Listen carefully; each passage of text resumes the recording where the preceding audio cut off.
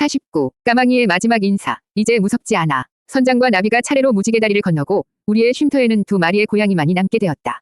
시간의 흐름은 늙은 고양이들에게서 가장 선명하게 느껴졌다. 한때 어둠 속에서 날카로운 경계심으로 빛나던 까망이의 노란 눈동자도 이제는 세월의 안개가 낀 듯 부드럽고 흐릿해져 있었다. 평생을 경계심과 두려움 속에서 살아온 까망이는 노년이 되어서야 비로소 세상과 화해하는 법을 배우게 되었다. 녀석은 더 이상 어둠 속에 숨지 않았다. 대신 아내 여름의 작업대 및 그녀의 발치에 마련된 푹신한 쿠션을 자신의 마지막 성으로 삼았다. 녀석은 하루의 대부분을 그곳에서 보내며 아내가 그림을 그리는 소리를 자장가 삼아 잠이 들곤 했다. 나는 가끔 녀석의 마음속에서 들려오는 목소리에 귀를 기울였다. 젊은 날의 그 날카롭고 불안하던 소리는 이제 거의 들리지 않았다. 대신 아주 오래된 라디오에서 흘러나오는 낡은 음악처럼 느리고 희미한 기억들이 조용히 흘러가고 있었다. 차가운 길 위에서의 굶주림, 처음 이곳의 문턱을 넘던 날의 두려움, 그리고 아내가 처음으로 건네주었던 따뜻한 참치의 기억. 어느 추운 겨울날 오후였다. 까망이는 그날따라 유난히 깊은 잠에 빠져 있었다. 아내는 녀석이 추울까봐 자신이 가장 아끼던 낡은 담요를 덮어주었다. 나는 곁에서 책을 읽다가 문득 녀석의 마음속에서 들려오던 아주 희미한 불안의 파동이 완전히 멈추었다는 것을 깨달았다. 나는 조심스럽게 다가가 녀석의 이름을 불렀다. 대답은 없었다. 나는 눈을 감고 녀석의 마지막 생각 속으로 아주 조심스럽게 들어갔다. 그곳에는 더 이상 어둠이나 두려움은 없었다. 아주 따뜻하고 부드러운 빛이 녀석의 모든 것을 감싸고 있었다. 그리고 그 빛 속에서 녀석은 아주 오랜만에 젊은 날의 날렵한 모습으로 마음껏 뛰어놀고 있었다. 녀석의 곁에는 먼저 떠났던 선장과 나비가 함께 있었다. 어이, 겁쟁이, 이제야 올 준비가 된 건가? 선장의 퉁명스러운 목소리가 들려왔다. 까망아, 이리 와. 여기는 아주 따뜻하고 푹신해. 나비의 다정한 목소리도 들렸다. 까망이는 그들을 향해 아주 힘차게 달려갔다. 그리고 마지막으로 나를 향해 아주 작지만 선명한 목소리를 남겼다. 주술사 양반, 그리고 그림 그리는 여자. 그동안 고마웠다. 이제 하나도 무섭지 않아. 평생을 자신을 감싸고 있던 두려움의 갑옷을 마침내 완전히 벗어 던지고 녀석은 가장 평화로운 모습으로 친구들이 기다리는 고양이 별로의 여행을 떠난 것이다. 우리는 까망이를 선장과 나비가 잠든 언덕, 그 옆에 나란히 묻어주었다. 이제 그 언덕에는 우리 쉼터의 3명이 수호신이 나란히 잠들어 있었다. 50. 비어가는 자리들. 까망이가 떠난 후 우리의 쉼터는 눈에 띄게 고요해졌다. 한때 4개의 다른 세계가 시끌벅적하게 공존하던 나의 작은 왕국에는 이제 우리 부부와 우리를 처음 만나게 해주었던 늙은 고양이 라온 단 하나의 세계만이 남게 되었다. 텅 빈 왕좌, 주인을 잃은 햇살, 그리고 비어버린 어둠. 비어가는 자리들은 그곳을 채우고 있던 존재들의 무게를 역설적으로 더욱 선명하게 느끼게 했다. 나는 아침에 일어나 습관처럼 4개의 밥그릇을 꺼내 들다가 이내 씁쓸하게 웃으며 하나만을 꺼내 들었다. 아내는 무심코 선장이 좋아하던 생선 간식을 사왔다가 현관에 들어서며 울음을 터뜨리곤 했다.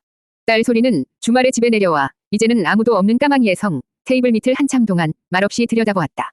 이별은 익숙해지는 것이 아니었다. 그저 슬픔의 모양이 조금씩 변해갈 뿐이었다. 나의 마지막 첼로, 라온은 아주 오랫동안 느리고 다정한 선율을 연주해 주었다. 녀석은 우리 부부의 곁에서 함께 늙어갔다. 젊은 날의 장난기는 사라졌지만 아내를 향한 깊은 애정과 신뢰는 녀석의 모든 행동 속에 녹아 있었다. 녀석은 언제나처럼 아내의 무릎 위에서 잠드는 것을 세상에서 가장 큰 행복으로 여겼다.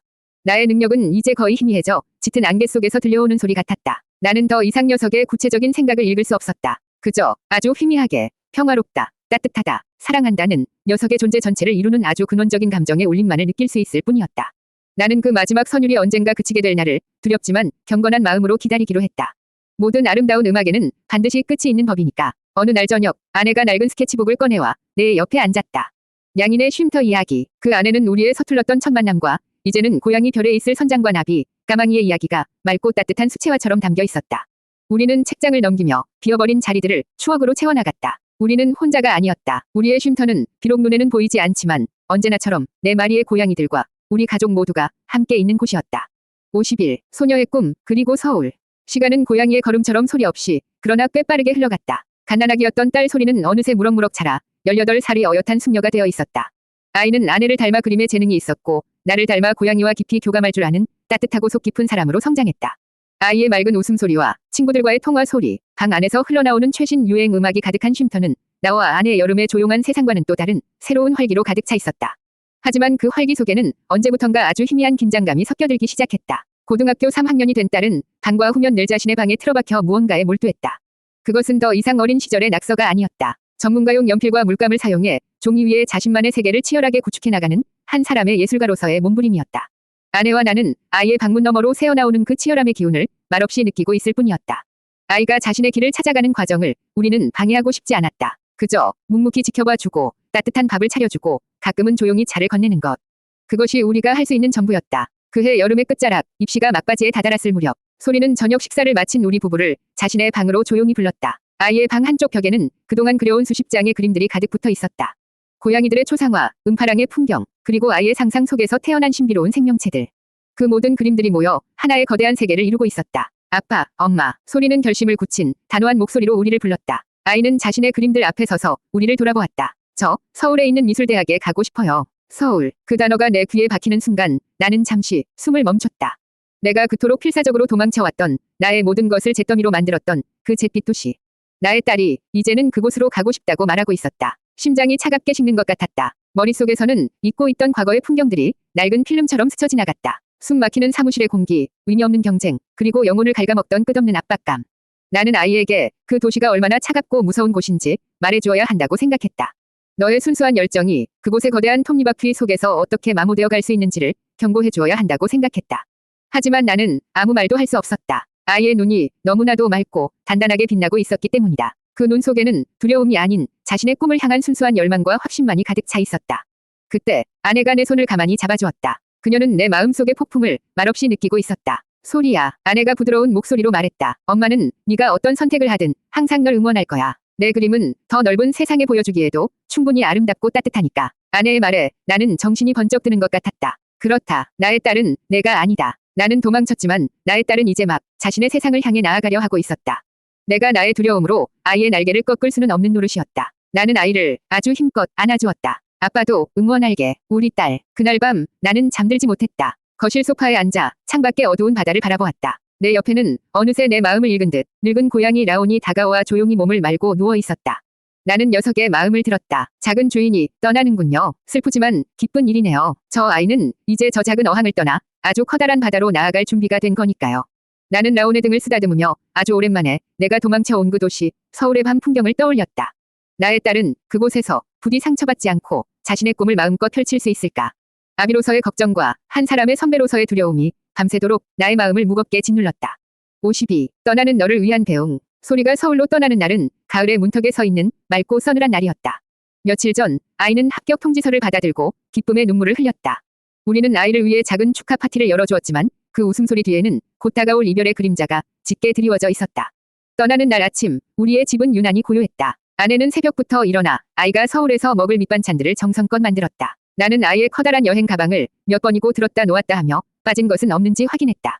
아이는 자신의 방을 아주 오랫동안 말없이 정리하고 있었다. 가장 먼저 이별을 고한 것은 우리의 마지막 고양이 라온이었다. 소리는 짐을 다 싼 뒤 거실 소파에 잠들어 있는 늙은 라온의 곁으로 다가갔다. 그리고는 바닥에 엎드려 녀석과 눈높이를 맞추었다. 라온아, 나 이제 갈게. 할아버지, 할머니 말씀 잘 듣고 아프지 말고 잘 지내야 해. 금방 또 보러 올게. 알았지. 아이는 라온의 작은 머리를 아주 오랫동안 부드럽게 쓰다듬어 주었다. 라온은 잠결에 아이의 손길을 느끼며 아주 희미하게 그르릉 소리를 냈다. 나는 녀석의 마음을 들었다. 나의 작은 주인님, 당신의 냄새를 잊지 않겠습니다. 부디 그 춥고 시끄러운 곳에서 아프지 마십시오. 당신이 돌아올 때까지 저는 이 자리에서 당신을 기다리고 있겠습니다. 라온의 충직한 인사를 뒤로하고 우리는 차에 올랐다. 버스터미널로 향하는 길, 차 안에는 아무런 대화도 없었다. 그저 라디오에서 흘러나오는 낡은 노래만이 우리의 침묵을 채우고 있었다. 나는 룸미러를 통해 뒷자리에 앉아 창밖을 바라보는 딸의 옆모습을 보았다. 언제 저렇게 컸을까? 내가 처음 이 마을에 도착했을 때 나는 모든 것을 잃은 상태였다. 그런데 이제 나는 내가 가진 가장 소중한 것을 세상 밖으로 떠나보내고 있었다. 터미널은 한산했다. 서울로 향하는 버스가 우리를 기다리고 있었다. 우리는 버스 앞에서 마지막 인사를 나누었다. 아내는 아이를 끌어안고 한참 동안 놓아주지 않았다. 나는 그저 아이의 어깨를 두드리며 밥 잘 챙겨 먹고 전화 자주 하고. 나는 세상의 모든 아빠들이 하는 가장 평범한 말을 건넬 뿐이었다. 아이가 버스에 오르고 차창 너머로 우리를 향해 손을 흔들었다. 버스가 천천히 움직이기 시작했다. 우리는 버스가 시야에서 완전히 사라질 때까지 그 자리에 서서 손을 흔들었다. 돌아오는 차 안은 갈 때보다 훨씬 더 고요했다. 아내는 창밖을 보며 조용히 눈물을 훔치고 있었다. 나는 아무 말 없이 운전대를 잡았다. 집으로 돌아오자 라온이 현관문 앞에서 우리를 기다리고 있었다. 녀석은 우리를 한번 쳐다보고 이내 아이의 냄새가 사라진 집 안을 불안한 듯 두리번거렸다. 아이가 떠난 빈자리는 생각보다 훨씬 더 크고 서늘했다. 우리의 가장 길고 소란했던 여름이 끝나고 조용하고 쓸쓸한 가을이 그렇게 진짜로 시작되고 있었다. 53. 둘만 남은 쉼터. 딸 소리가 떠난 다음 날 아침 나는 습관처럼 조금 이른 시간에 잠에서 깼다. 하지만 쉼터의 공기는 내가 알던 그 아침의 공기가 아니었다. 아이가 등교 준비를 하며 부산스럽게 움직이던 소리, 욕실에서 흘러나오던 물소리, 방 안에서 작게 울려 퍼지던 음악 소리가 사라진 자리에는 어색하고 무거운 침묵만이 거대한 소미불처럼 공간을 짓누르고 있었다. 그 침묵은 너무나도 낯설어서 나는 한동안 침대에서 일어나지 못하고 그저 천장의 무늬만을 멍하니 바라보았다. 겨우 몸을 일으켜 거실로 나갔을 때 아내 여름은 이미 일어나 창가에 서 있었다. 그녀는 텅 빈 바다를 바라보고 있었지만 그 시선은 수평선 넘어 어쩌면 지금쯤 낯선 도시에 도착했을 우리의 딸을 향해 있다는 것을 나는 말하지 않아도 알 수 있었다. 그녀의 뒷모습이 유난히 작고 위태로워 보였다. 나는 커피를 내렸다. 원두를 갈고 뜨거운 물을 붓는 지난 10수년간 매일 아침 반복해 온 나의 의식. 하지만 오늘따라 그 모든 과정이 무의미하게 느껴졌다. 커피 향은 여전히 좋았지만 그 향을 함께 나눌 아이가 없다는 사실이 새삼스레 가슴을 찔렀다. 우리는 식탁에 마주 앉았다. 아이가 늘 앉던 자리는 주인을 잃은 왕좌처럼 덩그러니 비어 있었다.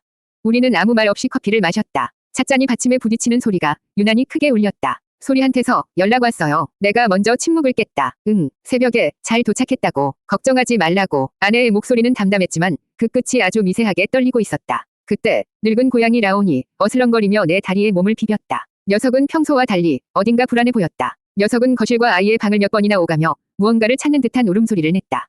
나는 눈을 감고 녀석의 마음을 들었다. 작은 주인이 보이지 않아. 어제부터 계속 집안 어디에도 작은 주인의 냄새가 나지 않아. 어디 간 거지? 왜 돌아오지 않는 거지? 나를 버리고 간 건가? 라온의 마음속에서 길 잃은 아이의 그것과도 같은 깊은 불안과 슬픔이 파도처럼 밀려왔다. 녀석의 슬픔은 곧 나의 슬픔이었다. 나는 라온을 안아들었다. 녀석의 작은 심장이 나와 똑같은 리듬으로 불안하게 뛰고 있었다. 소리는 잠시 멀리 여행을 떠난 거야. 아주 커다란 세상으로 그림 공부를 하러. 우리를 버린 게 아니야. 금방 다시 돌아올 거야. 나는 라온에게 말했지만 그것은 어쩌면 나 자신에게 하는 말이었는지도 모른다. 그날 하루 우리의 시간은 길을 잃고 표류했다. 아내는 아이의 방을 몇 번이고 쓸고 닦았다. 마치 아이가 금방이라도 돌아올 것처럼 모든 것을 제자리에 정돈했다. 나는 의미 없이 낡은 책들을 꺼내 읽다가 몇 페이지 넘기지 못하고 다시 덮기를 반복했다. 아이의 부재는 공기처럼 쉼터의 모든 공간에 스며들어 있었다. 저녁이 되고 우리는 다시 텅 빈 식탁에 마주 앉았다. 아내가 차린 저녁은 여전히 맛있었지만 우리는 거의 음식을 넘기지 못했다. 아이의 빈자리는 그 어떤 맛있는 음식으로도 채울 수 없는 거대한 허기였다. 그날 밤 나는 잠든 아내의 얼굴을 가만히 내려다보았다. 그녀의 눈가에는 마르지 않은 눈물 자국이 희미하게 남아있었다. 나는 그녀의 이마에 조용히 입을 맞추었다. 우리의 가장 길고 소란했던 여름이 끝나고 이제는 우리 두 사람과 늙은 고양이 하나만이 남은 조용하고 쓸쓸한 가을이 그렇게 진짜로 시작되고 있었다. 쉼터는 갑자기 너무 넓고 고요해져 버렸다. 54. 다시 우리 둘의 시간. 딸 소리가 떠난 후 첫 번째 주말이 찾아왔다. 금요일 저녁이면 친구들을 만나러 나가는 아이의 부산스러움도 토요일 늦은 아침이면 거실을 채우던 아이의 웃음소리도 없는 완벽한 고요함.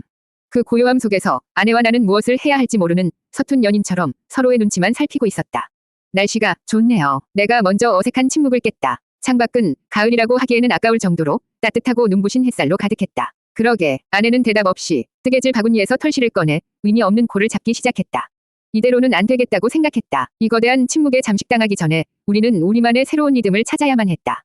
여름씨, 나는 아주 오랜만에 그녀를 처음 만났을 때처럼 조심스럽게 불렀다. 우리 아주 오랜만에 산책할래요. 아이가 태어나기 전에 우리가 그랬던 것처럼요. 내 말에 아내의 손이 멈췄다. 그녀는 나를 보았다. 그 눈 속에 아주 희미한 그리움과 설렘이 동시에 스쳐 지나갔다. 그녀는 고개를 끄덕였다. 우리는 낡은 운동화를 꺼내 신고 집을 나섰다. 늙은 라온은 우리가 어딜 가는지 궁금하다는 듯 현관문 앞에서 우리를 배웅했다. 두 집사, 어디 가는 거지? 맛있는 거 사오려나? 기다리고 있겠다. 녀석의 태평한 목소리가 우리의 무거운 마음을 조금은 가볍게 만들어주었다. 우리는 손을 잡고 해변을 걸었다. 아이가 태어난 후 이렇게 단둘이 아무 목적 없이 해변을 걸었던 적이 있었던가. 기억나지 않을 만큼 아주 오래전의 일이었다. 우리는 아무 말도 하지 않았다. 그저 발밑에서 부서지는 모래의 감촉과 귓가를 스치는 바람 소리, 그리고 서로의 손에서 전해져 오는 익숙하고 따뜻한 온기만을 느낄 뿐이었다. 한참을 걷다가 우리는 처음 만났던 시절 자주 앉아 바다를 보곤 했던 커다란 유목 위에 나란히 걸터 앉았다. 기억나요? 우리 여기서 처음으로 같이 커피 마셨던 거. 그럼요. 그때 당신 엄청 어색해했었는데 당신도 마찬가지였어요. 우리는 10수년 전이 서툴고 풋풋했던 기억들을 꺼내놓으며 아이처럼 웃었다. 아이의 이야기가 아니었다. 오직 우리 두 사람의 이야기. 우리는 아주 오랫동안 잊고 있었던 우리의 시간을 조금씩 되찾고 있었다.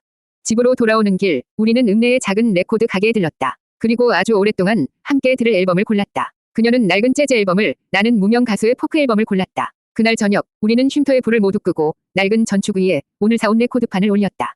낯설지만 아름다운 음악이 어둠 속을 부드럽게 채웠다. 우리는 소파에 나란히 앉아 와인을 나누어 마셨다. 우리의 발치에는 라온이 세상에서 가장 편안한 자세로 잠들어 있었다. 나는 내 어깨에 머리를 기댄 아내의 머리카락에서 여전히 내가 처음 사랑에 빠졌던 그날의 싱그러운 풀내음이 난다는 것을 깨달았다.